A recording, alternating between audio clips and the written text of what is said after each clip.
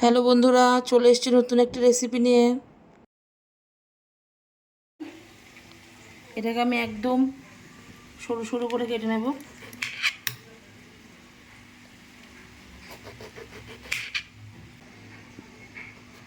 একদম সরু সরু করে কেটে নিতে হবে। আচ্ছা, পাতলা পাতলা করে কেটে নিয়েছি। এর মধ্যে আমি অল্প নুন মাখিয়ে রাখবো।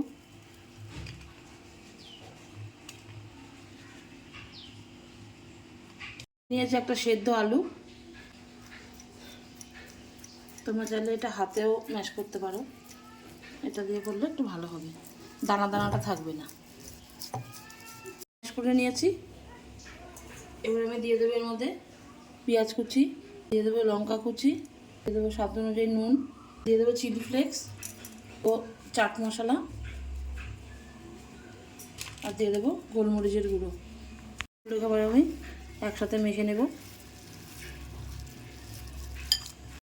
এটার মধ্যে আমি অল্প একটু সরষের তেল দিয়ে দেবো।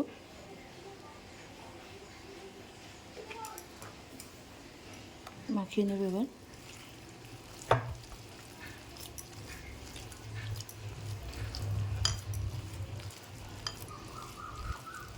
দেখো, আমি যে নুন মাখিয়ে রেখেছিলাম বেগুনগুলো একদম নরম হয়ে গেছে। এবার এরকম চাপলেও এটা ভাঙবে না। এবার আমি আলুটা নিয়ে নেব। আলুটা নিয়ে এরকম লম্বা লম্বা করে তারপরে আমি এই বেগুনটার উপরে দিয়ে দেবো। একবারে বেগুনি আলুর চপ একসাথেই হয়ে যাবে, একসাথেই পেয়ে যাচ্ছি আমরা। তারপর আমি এখানে একটা কাঠি দিয়ে দেবো যাতে এটা খুলে না যায়। এভাবে একটা একটা করে সব কটাকে আমি রেডি করে নেব। নিয়েছি একটা ডিম,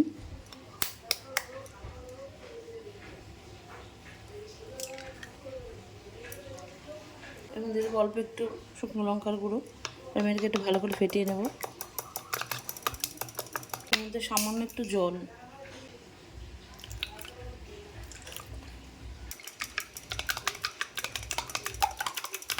সামান্য একটু নুন,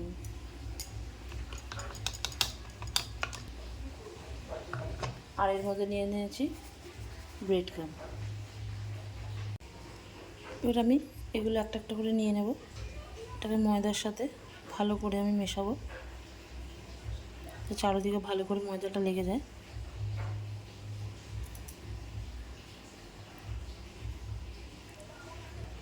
তারপর আমি এই ডিমের মিশ্রণটার মধ্যে দিয়ে দেবো।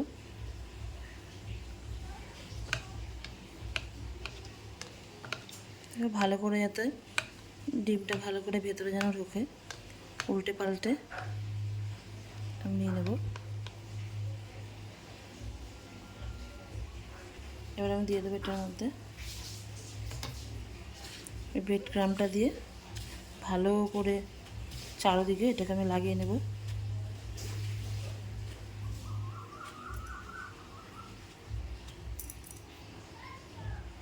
এবার আমি একটা একটা করে এর মধ্যে এগুলো দিয়ে দেবো।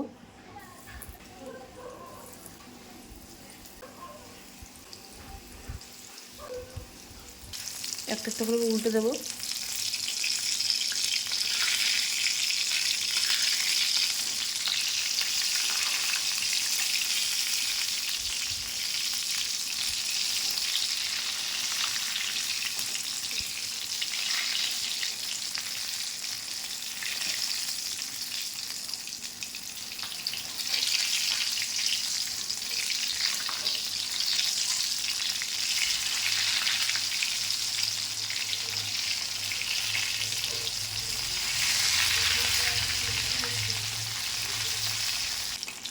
একদম লাল করে ভেজে নিয়েছি।